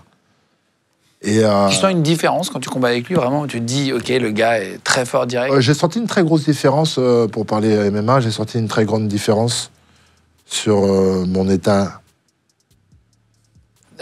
dans la cage. J'étais absent. Je ne saurais pas l'expliquer pourquoi exactement. Donc après, tu vois pas des psys, mais des coachs, des préparateurs mentaux, etc. Et j'ai pas mal posé la question de cette sensation, de savoir, de déceler, parce que l'avant-veille, j'étais super bien, donc face à John Jones. Le jeudi, on a la presse-conférence. Le vendredi, on a la pesée. Et le samedi, on a le combat. Donc pendant ces 3 jours-là, tout allait bien. Juste au moment où on est dans la cage, j'ai eu un moment où vraiment d'absence et qui est réel parce que quand j'ai regardé le combat, je me suis vu faire de la boxe debout, pied-point, et je me suis pas reconnu, quoi. Donc j'étais vraiment absent. Mais voilà, cette défaite-là m'a vraiment profondément touché en tant que sportif. Et après, ce qui a suivi sur le réseau, au final, aujourd'hui, je le vis bien, tu vois, c'est pas un problème. Mais il y a eu cet effet buzz un peu, tu vois. L'effet un peu buzz où les gens qui n'ont rien à voir avec le MMA parlaient quand même de ça, quoi. Genre les mecs ont l'habitude de faire des trucs sur, je sais pas, faire de l'humour sur des trucs, etc. Mais là, c'était le sujet pour tout le monde, en fait. Ah putain. C'était le sujet pour tout le monde. Ça doit être vexant, après. Parce que déjà, t'es pas bien. C'est pas vexant, c'est juste... Non, c'était juste polluant. C'était pas vexant. Tu parles de ce que tu veux, t'es libre de parler de ce que tu veux, non, de mais me juger, pas libre ou pas, mais de ce que tu veux, c'est etc. énervant, tu t'as déjà perdu la veille, tu te dis putain, ça va faire des vannes pendant 15 jours. Ouais, mais je te dis, c'était polluant, voilà, c'était polluant plus trop qu'autre chose, j'avais besoin de respirer, donc j'avais désactivé Instagram pendant quelques jours. J'ouvrais, je te dis vraiment, les jours qu'on suivit, j'ouvrais, et vraiment, je voyais des gens rien à voir qui parlaient de moi, de ma prestation, du bad buzz et tout, parce que jamais ils avaient parlé de MMA avant, tu vois. Donc c'était plus ce côté-là. Mais, et puis ça m'a construit, encore une fois, quand on disait tout à l'heure, en début d'émission, les moments durs, difficiles, te construisent et te rendent plus fort. Et ça, c'est pas juste une phrase, c'est la réalité. Et aujourd'hui, je me considère encore plus fort, humainement et en tant que combattant. Vraiment. Ah ouais? Ah oui, ça t'a endurci Ah oui. En fait, c'est toute ma carrière, c'est pas que ça a été facile, parce que les gens vont mal interpréter ça, mais tout s'est toujours bien passé. Ça s'est bien enchaîné. C'est sur un flawless, comme on dit en anglais. C'est sur un truc, là, sur une vague. Et tout va bien, tu vois. Tout va bien. Tu travailles, tu t'acharnes, tu travailles beaucoup à la salle, mais tout va bien. Et, et dans ta tête, tout va bien, etc. Et arrive un moment donné où tu arrives vraiment à un endroit où... Ça tape. Et là, il y a des questions qui arrivent. Et là, il y a des questionnements. Et tu te dis, putain, la vache, il y a un acharnement de gens. Tu dis, wow, attends, c'est injuste. Tu vois, tu te dis, pourquoi, qu'est-ce qui se passe et tout, papa. Et là, tu es obligé d'aller chercher plus loin. Tu es obligé d'aller chercher plus loin au fond de toi pour savoir qu'est-ce que tu veux vraiment. Et vas-y, dis. Non, est-ce que tu t'es posé la question d'arrêter à un moment donné? Est-ce que non. T'arrives à un Ce qui point s'est passé, le truc? c'est que le côté injuste, il y avait une partie de moi qui disait, mais en fait, qu'est-ce que vous voulez? Bah, tu sais quoi, je vais tourner le dos. C'est pas grave. Tu vois, moi, ma vie, elle va continuer. Et puis vous aussi, vous allez supporter d'autres Français. Et puis voilà, tu vois. Si c'est ça, tu vois, si c'est ça, venez, on arrête, tu vois. Tu vois, je veux dire, c'était un peu cette sensation-là que j'avais eue. Pas pour de vrai, mais ça m'est passé par la tête en mode c'est injuste, pourquoi vous faites ça, tu vois. Et très vite, tu te renforces et tu te dis ok, non, en fait, je vais leur montrer, je suis là, je vais pas bouger. Et oui, ça arrive de faire une sortie de route comme un mec en Formule 1 peut accrocher, faire une sortie de route. Fin de la course, tu vois ce que je veux dire. Il y a un truc que tu as lu sur toi qui t'a énervé, où tu t'es dit putain, injuste? Non, ça va. Non. Globalement, c'était cette énergie de vouloir mal parler sur moi. Concrètement, il n'y a pas un mot ou une phrase qui m'a blessé parce que je suis quand même très conscient de ce que j'ai fait, de ce que je sais faire, etc. Faire des erreurs, ça arrive à tout le monde, c'est pas un problème, ça. Mais je sais ce que je vaux, tu vois ce que je veux dire. Donc non, c'est plus l'énergie. Mais un mot, dire ouais, il est nul, il sait pas...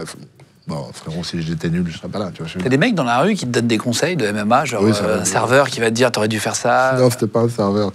C'était un client. Un client. Mais c'est déjà arrivé plusieurs fois. Un client de quoi, tu veux dire? Un client du restaurant. Ah oui, tu bouffes au resto? J'ai bouffé au resto, mais j'étais pas tout seul, tu vois. Puis le mec, il est venu s'asseoir à côté et tout. Il est venu s'asseoir à côté, et puis il y a eu cet effet va au Daghestan, Cyril, tu vois, parce que Khabib, qui est une star de l'UFC aussi, daguestanais, m'avait dit, parce que là-bas, c'est de la culture, ça fait partie de leur culture, en fait, la lutte. C'est même plus un sport, c'est la culture. Oui, ils sont très forts. Il y a plein de... Très forts, tu vois, depuis tout petit, ils mangent que ça. C'est pas du football, c'est de la lutte. Donc, comme tout Daghestan, et du coup, ça avait fait une petite phrase punchline. Mais ça part d'un bon sentiment. Parce que les gens veulent que je progresse. Les gens sont derrière moi, au final. Quand le mec vient me voir et qu'il me dit Cyril, vas-y, il faut que tu ailles au Daghestan, là. Vas-y, va au Daghestan 2 ans et tout. Le gars connaît rien de ma vie, il sait pas ce qu'il veut. Il me dit vas-y, va au Daghestan, sérieux, tu vois. Je le prends pas mal parce que le mec, en fait, il veut que. Tu vois, il veut que je sois le meilleur de tous. Tu vois, il veut mon bien, en fait, au final, tu vois. Donc je le prends pas mal. Mais tout de suite, dans ma tête, je me dis attends, il y a des gens, ils sont quand même culottés. Et dans ma tête, souvent, la réflexion que je m'étais faite à ce moment-là, je m'étais faite la réflexion et je me suis dit mais c'est quoi, lui, son corps de métier? Est-ce qu'il y a un classement? Est-ce qu'il est classé s'il y a un classement? Tu vois, je veux dire, qu'est-ce qu'il représente dans son... Qu'est-ce que lui, il fait bien? Ou qu'est-ce qu'il a bien fait? C'est quoi son parcours? Pour pouvoir me dire... T'aurais dû faire ça. Ouais. Tu vois, au top niveau, me dire ce que moi, je dois faire. Tu vois ce que je veux dire? Tu vois ce que je veux dire? Souvent, c'est cette comparaison, je me dis, mais le mec, il a dû faire un truc de ouf pour me dire ça. Mais la plupart du temps, non. Parce que, généralement, quand... T'as un peu de respect, t'as un peu plus de respect, tu vois, sur l'approche des choses. Tu vois. Oui, il n'était pas très fin, voilà, c'est pas. Ouais, voilà. C'est pas méchant, mais. Non, encore une fois, je te dis, c'est pas méchant. Vraiment, le mec là, cet exemple-là, je te dis, c'est sûrement un mec qui voulait mon bien. Tu t'es retrouvé avec un poumon perforé, orteil cassé déjà, des blessures. On a reçu Sébastien Chabal ici qui parlait justement de la mémoire et des chocs qu'il avait pris dans la tête. Ça avait beaucoup tourné et il expliquait qu'il n'avait plus aucun souvenir d'une seconde d'un match de rugby, il disait ici. Plus aucun dans quelques-uns. Non, il disait je n'ai plus une seconde, un souvenir d'une seule seconde d'un match de rugby. Et il ne se souvient pas de la naissance de sa fille, Sébastien. Et il disait je me souviens plus de plein de choses. Est-ce que toi, c'est une crainte dans le MMA quand on prend des coups? Est-ce que vous pensez à ça ou pas? Bah oui. Et ils commencent à en parler dans le rugby maintenant beaucoup, là. Ah bah, le suite rugby, à l'émission. Parce que le rugby, ils l'ont beaucoup esquivé ce sujet-là. Ça a relancé le truc sur les casques, le port du casque, j'ai vu. Ouais. Mais nous, en MMA, c'est un sport très jeune. C'est un sport très jeune et qui a commencé avec une image un peu violente. Parce que c'était pas légal au départ, en France. Alors déjà, c'était pas légal, etc. C'était pas légalisé. Mais au-delà de ça, c'est qu'il y avait comme je dis, c'est un jeune sport et ça a évolué très très vite. Et pour l'image de ce sport, pour pouvoir justement se démocratiser vraiment partout, il a fallu améliorer tout simplement, dédiaboliser cette image-là. Donc ça passait par arrêter les combats de manière plus précoce, parce que des fois c'est vrai que le gars, il pouvait avoir un knock, tomber, et on pouvait voir 1, 2, 3. Là aujourd'hui, le mec, si on voit qu'il est debout, il est déconnecté, le mec il va tomber au sol, il y aura déjà l'arbitre qui va séparer les deux. Tu vois, il y a vraiment la technique. Plus de précautions, ouais. Beaucoup plus de précautions, tu vois. Et ça, déjà pour l'athlète, mais surtout pour l'image aussi du sport, etc. Non, c'est l'inverse. Déjà pour l'image du sport et surtout pour l'athlète. Ça, c'est une question justement où dans beaucoup des sports de combat, c'est vraiment un truc à ne pas négliger. Et ça passe par l'entraînement. La semaine, avant les combats, tu te prépares durement. Et tu vas aussi, physiquement, mais tu vas aussi te préparer durement sur les simulations de combat, c'est-à-dire sparring. Et il y a des fois, les mecs, ils se font du sale, ils font beaucoup de sparring, et les dommages, ils viennent pas. La plupart du temps, c'est pas au combat, hein, c'est à la salle. Ah oui? Ah bah oui, à la salle, tu fais... Tu sais, il y a une expression qu'on aime bien dire avec mon coach, c'est que, ouais, tu fais un combat ou 2 combats à l'année, mais en vrai, dans l'année, tu as fait beaucoup de combats parce que tu ramènes des gars d'élite à gauche, à droite. Pour t'entraîner. Ça se la donne, tu vois ce que je veux dire? Ça se la donne. Situation réelle de combat. Et c'est pas parce que tu as des gros gants et pas des mitaines et que ça coupe pas que tu n'as pas des commotions cérébrales. Et donc, il y en a qui ont beaucoup abusé, je pense, des sparring. Et je pense qu'à la fin d'une carrière, ben, l'accumulation, ça s'additionne. Ça s'additionne jusqu'à la fin de ta carrière. Et donc, ouais, c'est vraiment un truc à prendre en compte. Et je sais que le rugby, il négligeait ça. Et là, parfois, ça peut être violent, le rugby. Quand Chabal, il tapait fort. Il était connu pour son jeu, d'ailleurs. Commotion cérébrale, il retournait un petit peu d'eau sur la tête, ça repartait. Ouais. Limite, le mec, il lui posait pas de questions, il demandait pas... tout va bien, tu t'appelles comment, tu sais quelle journée? Ouais, non, rien à faire. Et tant qu'il voyait un ballon, une équipe bleu, blanc, c'est bon. Il savait dans quelle équipe il était. Ouais, il repartait. Tu fais attention à ton physique encore plus qu'avant avec tout ça. Tu fais attention à ce que tu manges, tu fais hyper attention à tout. Plus qu'avant la carrière? Ouais, plus qu'avant, oui. Tu deviennes champion vraiment de haut niveau. Il y en a qui font un peu moins attention. Il y en a qui font un peu moins attention parce que je suis en catégorie poids lourd. Et qu'en vrai, la limite, c'est 120 kilos. Pas plus de 120 kilos, c'est ça? Pas plus de 120 kilos. Parce qu'il y en a, c'est... il faut en fait, c'est à partir de 93 kilos jusqu'à 120 kilos. Donc, mais t'as personne à 93 kilos. Ceux qui sont aux alentours de... Ceux qui sont en dessous de 100, tu vois, ils font un cutting, ils font attention... Cutting, c'est pour maigrir très rapidement. Pour maigrir très rapidement, et puis ils passent à la catégorie des moins de 93 kilos. Donc des lourds légers. En fait, le but, c'est d'être le plus lourd de sa catégorie. Au final, lourd, mais il faut être à l'aise avec son corps. Mais c'est vrai qu'il y a des gens qui sont à l'aise avec un bidou, etc., et qui cognent très fort, et ouais, il y en a à l'UFC. Tu fais toujours attention à ce que tu bouffes, toi? Moi, j'aime bien soigner mon image. J'aime bien soigner mon image, j'aime bien manger. Puis même, ça fait partie pour moi de la performance, quoi. Bien se nourrir, bien s'alimenter, être efficient au maximum, tu vois. Là, au moment où on tourne, ça fait 6 mois que tu n'as pas combattu, je crois. Ça fait à peu près. 6 mois, à peu près. T'as hâte d'être au prochain combat ou au contraire, ça te fait du bien de faire des pauses maintenant entre chaque... Non, moi j'aimerais bien faire 2 combats à l'année. Pour moi, c'est un très bon rythme, 2 combats à l'année. Donc c'est tous les 6 mois. Là, malheureusement, au mois de décembre, j'ai combattu avec un pied cassé. Et donc il y a un temps de convalescence qui fait que j'ai repris les entraînements. Les vrais entraînements, je les ai repris début mars. Donc mars, avril, mai, tu vois, ça fait 3 mois qu'on a repris de manière intense les entraînements. Contre qui tu rêverais de faire un dernier combat un jour? Non, j'ai jamais eu... moi, c'est plutôt le Graal, dire que je suis l'homme le plus fort de la planète. C'est ce statut-là qui m'intéresse. C'est pas... Pourquoi vous rigolez? C'est parce que c'est marrant comme phrase. C'est pas commun. C'est pas commun. C'est pas commun. Mais c'est une belle manière de dire que c'est un sport très complet et que pour faire partie des meilleurs, il faut vraiment maîtriser tous les arts martiaux. Il faut être archi complet et que la vérité, il y a des millions de combattants de MMA dans ma catégorie et je suis dans le top 3, tu vois ce que je veux dire? C'est pas rien. Et demain, si j'ai le Graal du mec qui a la ceinture incontestée, sur l'instant T, t'es le mec... the baddest man in the planet, tu vois, c'est réel, c'est vrai, c'est vrai. Ouais, c'est ce qu'il faut avoir un but, un truc qui te fait rêver. C'est très bien que l'UFC, c'est le top du top, et que voilà, tu vois, donc ouais, moi, c'est ça qui m'attire. J'ai jamais eu une attirance ou un réel appétit envers une personne. Oui, t'as pas une target. Non. Jamais. T'as dit dans une interview, tu me proposes un autre métier où je suis peinard, avec les mêmes sous, je le fais sans hésitation. Ouais. La vérité, c'est que ouais. Parce que au bout d'un moment, ça devient un métier. Mais déjà, au bout d'un moment, tu gagnes très bien ta vie aujourd'hui. Tu parlais du début, mais après, quand tu arrives, comme tu as la chance de l'être, parce que tu as bossé, quand tu es dans le top 3, tu gagnes très bien ta vie. Je crois que c'est officiel, les chiffres. C'est 500 000 par combat, je crois. Des fois, ils exagèrent sur des trucs, mais voilà, c'est à peu près ça. Plus ou moins. Beaucoup mieux qu'au début, quoi. Beaucoup mieux qu'au début. Mon début de carrière. C'est le haut de la pyramide. C'est le haut de la pyramide, donc techniquement, ouais, ça va. Donc c'est vrai. Et tu pourrais faire un autre métier. Est-ce que ça pourrait être le cinéma? Comme là, t'as ton quand j'avais sorti cette phrase-là, c'était même pas par rapport au cinéma. Hein. C'était vraiment juste pour dire que c'est un sport dur, en fait. Hein. C'est vraiment pour mettre l'accent sur ça, que les gens captent pas bien. À quel point c'est dur? À quel point c'est dur. De rentrer dans une cage. Déjà, il y a tout cet aspect-là. Psychologiquement, c'est dur. Psychologiquement. En plus de physique après, évidemment. Mais déjà avant, c'est du stress entre. Pendant. C'est violent. Et après. Ouais.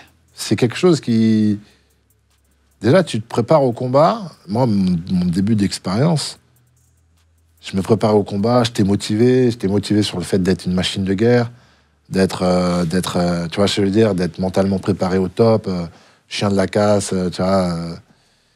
C'était en boxe taille. Et puis après, j'arrive dans le vestiaire, et puis j'entends la soirée qui commence, les combats qui défilent, et je suis dans le vestiaire. Et la fin de soirée arrive, et ça va être moi, tu vois, parce que les poids lourds, c'est souvent vers la fin. Et je me pose la question, mais qu'est-ce que je fous là? Ouais, ça doit être dur. Enfin, à quel moment quand est-ce que c'est le meilleur moment d'une carrière? Qu'est-ce que je fous là? Est-ce que c'est prépa, pendant le combat, après, c'est quand? Quand il y a la victoire. Ouais. C'est ta récompense. Et encore, moi, surtout en début de carrière, t'es pas encore efficient au max. Tu vois, tout ce que tu fais à l'entraînement, t'arrives pas encore bien à tout reproduire en combat, etc. Donc en fait, tu gagnes, mais tu dis j'aurais pu faire mieux, ça te saoule et tout. Puis tu repars en entraînement, puis tu refais un combat plus tard. Puis ainsi de suite. C'est toujours comme ça. Moi, je suis un éternel insatisfait. Tu vois, j'ai toujours été comme ça. Tu me verras jamais. Tu m'as jamais vu. Sauter de joie après un combat. J'en parlais la dernière fois. Et c'est pas que c'est dommage, mais il faut pas attendre d'avoir la ceinture pour exploser de joie. Il faudrait que je profite un peu mieux. Mais comme je suis très exigeant avec moi, et que je sais que c'est pas fini, ça continue. Je sais que... Ouais, c'est pas tu vois ce que je veux dire? T'es pas arrivé, quoi. Tu vois ce que je veux dire? Je suis pas... Tu vois, je suis pas arrivé là où il faut. Je suis pas là en mode... Tant que t'as pas la ceinture... Tant que j'ai pas la ceinture, en fait... même quand j'ai eu la ceinture intérimaire, tu sais quoi, j'avais même oublié que le combat, il était pour la ceinture, tellement j'étais concentré sur le combat, etc. Et quand on me la met, j'ai les bras levés, et puis je souris, j'oublie que c'était pour la ceinture. Vraiment, tu peux regarder cette phase-là, on me met la ceinture, je regarde, et j'ai dit, ah oui, c'est vrai, et tout, tu vois, genre en mode, j'avais oublié, parce que pour moi, il y avait encore des étapes derrière, tu vois. Et tout ça pour dire, je sais plus pourquoi, pour dire en gros, c'est un sport très très dur. Et il y a avant, pendant, après, et que ce soit les émotions, la dureté de l'entraînement, le stress, le fait que les gens ont des attentes, parce que plus tu évolues, plus tu es médiatique, et plus ça ajoute, je te dis la vérité, hein, plus tu es médiatisé, plus ça ajoute des mauvaises choses. J'ai l'impression. Ah bon? Je te jure. J'adorais mon début de carrière quand j'étais insouciant, que je me posais pas de questions, que personne n'avait de réelles attentes. Parce que bon, le boogie commence, tu vois... Verra bien. Verra bien, c'est bien ce qu'il fait, c'est cool, c'est bien. On s'en fout, mais c'est bien ce qu'il fait, voilà, bref. Tu vois, là, il y a des attentes, il y a des machins, et pendant ces 2 dernières années, c'est ce boulot-là que je fais sur moi-même. Oublie pas que quand tu as commencé ta carrière, c'était que du kiff. Tu te posais aucune question. Et tu allais au combat et tu t'amusais. Et aujourd'hui, ma préparation mentale, elle est vraiment, j'ai envie de dire, axée sur ça. En mode, oublie pas pourquoi tu fais ça. Oublie pas que c'est un truc que tu kiffes faire. Tu vois, moi, le sport, c'est quelque chose que j'ai toujours été sûr de en sport. Je kiffe ça. Et en fait, il faut remettre ça sur le premier plan et pas laisser tous les autres aspects prendre le dessus sur ça, tu vois. Et je pense que c'est la clé du succès, prendre du plaisir. Et il y a même des phrases qui disent, une phrase culte qui dit « Un combattant heureux est un combattant dangereux », tu vois. Et ça me reflétait beaucoup quand les gens, c'est vrai que les gens, ils voyaient beaucoup mon sourire au visage, etc. Mais une fois dans la cage, ils captaient que j'étais un bourbier, tu vois. Souvent, c'était ça, tu vois. Là, t'as le film KO, donc c'est ton premier rôle. T'arrives, donc film d'action que t'as fait tu joues avec Alice Belaïdi. Il est dispo sur Netflix Monde, même si vous regardez l'émission, vous les écoutez en podcast audio de l'étranger. Voilà, il est dispo dans pas mal de pays. En fait, tu joues le rôle d'un garçon qui s'appelle Bastien, qui va. Je joue le rôle de Bastien. En fait, qui est champion de MMA et qui va tuer quelqu'un dans un combat. Exactement. Bastien, c'est un champion de MMA. Qui va tuer quelqu'un et qui va se couper du monde. Accidentellement, sans faire exprès. Accidentellement, malgré lui. Il va se battre et... Il va combattre lors d'un combat, et devant le public, devant la femme et le fils de son adversaire. Malheureusement, il va tuer son adversaire, et c'est quelque chose qui va le bouleverser. Et ça va tellement le bouleverser, parce qu'il a des valeurs humaines, qu'il va se couper de la société. Il va jamais assumer cet acte-là, et il va s'isoler, enchaîner les petits boulots. Et il est prêt à faire toute sa vie comme ça, quoi. Il est complètement reclus. Jusqu'au jour où, quelques années plus tard, il y a la veuve de ce combattant donc, que j'ai tué, qui arrive à me retrouver, je ne sais pas comment, parce que j'habite vraiment reclus, cabanon, enfin... qui vient m'annoncer qu'elle ne retrouve plus son fils. Et en gros, elle me fait comprendre que depuis la mort de son père, le fils il est parti en vrille, et qu'elle n'a personne pour l'aider. Et donc, elle vient chercher mon aide. Parce qu'en gros, c'est de ma faute. Donc, je me vois pas refuser. Et je retrouve un sens à ma vie. Il se sentait coupable. Et je me sentais coupable au final. Et je me dis, OK, ben là, j'ai quelque chose à faire. Et en fait, ben voilà, ça va se passer à Marseille. Ça va se passer dans les quartiers de Marseille. Un peu partout dans Marseille, il y aura du beau paysage. Et bien évidemment, il y aura beaucoup d'action. Tu vas faire des cascades toi-même ? Quelques petites cascades. Malheureusement, on m'a pas laissé beaucoup faire de c'est vrai, pas assez. Bah, c'est dangereux, tu te blesses. C'est un métier de fou, un cascadeur, c'est incroyable. C'est un métier de fou, et pour te dire, le jour où j'ai voulu faire vraiment une chute, on m'a dit non, Cyril, non, laisse faire la doublure. La doublure l'a faite, c'est blessé. Tu vois, donc c'est vite arrivé. Comment ils ont trouvé une doublure elle est crédible, la doublure? Oui, quand tu vois arriver le gars, tu dis ah tiens c'est marrant. Ça va. Bah, déjà il est habillé comme moi déjà. Au niveau de la pilosité. Oui, c'est à peu près le même type d'homme. Tu vois ce que je veux dire? Même taille. Mais ouais, cette anecdote elle m'avait marqué. Et je me dis c'est vrai que c'est bien de laisser faire les professionnels leur métier. Putain. Et t'as raté des scènes? Il y a eu des trucs où c'était vraiment au début quand tu connaissais pas, tu vois, au début des premiers jours de tournage. Premier jour de tournage, anecdote. Une chose marquante. Donc il y a tous les préparatifs. Tu vois, je prends des cours pendant des mois. Je prends des cours aussi de cascade pendant des mois sur les chorégraphies. Et puis arrive le jour où je voyage et je vais sur Marseille. Et on est jour 1. Et en fait, moi, j'étais pas prêt, quoi. C'est-à-dire? Bah, il n'y a pas eu d'adaptation. On est sur la préparation, sur la répétition. Et puis, tu as le jour 1, il n'y a pas d'adaptation. Tu es un acteur. C'est pas genre... C'est pas genre, tout le monde est déjà dans son métier, tout le monde est déjà dans son rôle. Ouais, ils sont déjà tous habitués. Et il n'y a pas de quelqu'un qui me prend par la main et qui me dit « Ouais, Cyril, donc là... Et en fait, j'ai capté qu'en fait, OK, d'accord, j'arrive sur la scène. Tout de suite, on me demande de dire mon texte pour faire les préparations au niveau des cams. Elle a filé, quoi. Ouais. Il y a tout un protocole. Et en fait, chaque jour, c'est pareil. Avant de tourner, tu viens vite fait sur la scène. Tu n'es pas encore vraiment maquillé ou habillé, etc. Mais tu viens donner ton rôle pour checker. On va faire comme ci, comme ça. OK, c'est bon, on va se maquiller. Et puis à 9h, la journée commence, etc. Mais moi, sur le coup, on me dit... à 8h, vas-y, sors ton texte et tout. Je dis, putain, merde, je voulais les relire avant et tout, tu vois. C'est stressant, t'as mal dormi la veille, non? C'est stressant. C'est chaud, c'est chaud. Sensation, tu tout vois, le monde qui te regarde. Aïe, on y est. Ouais. Vraiment, pour le coup, c'est vraiment cette sensation, aïe, on y est, tu vois. Tous ces mois de préparation, etc. Et là, boum, on me prend, paf, direct 200 à l'heure et tout. Et les réels te disent, genre, parfois, non, Vous n'êtes pas bien refait là. Non, t'es pas Ah dedans. bah oui, ça arrive. Surtout Antoine Blossier, donc le réalisateur du film, c'est quelqu'un d'exigeant, tu vois. Mais la chance que j'ai, c'est que j'ai vraiment beaucoup bossé. J'ai vraiment beaucoup bossé. Et il y a eu une réelle adaptation et un vrai truc sur mesure pour moi. Donc ça m'a quand même mis... tu vois, j'ai pas tout de suite sorti des textes à la Shakespeare, tu comprends ce que je veux dire? Donc c'était quelque chose qui était assez... C'était écrit pour toi? C'est en quelque sorte, en quelque sorte. Ça veut pas dire que c'est facile à jouer, mais c'est pour dire qu'on a adapté quelque chose qui n'était... Il y a des petits parallèles à faire, en fait, hein, entre Bastien et moi, en fait. Hein, tu vois, sur les valeurs, sur aider son prochain, le dévouement, tu vois. Genre, en gros, si moi, ça m'était arrivé dans la vraie vie, je pense que j'aurais pu faire la même chose. Ah, c'est vrai? Tu vois ce que je veux dire? C'est dans ce sens-là où on est sur des... Oui, t'avais l'impression de jouer ton rôle?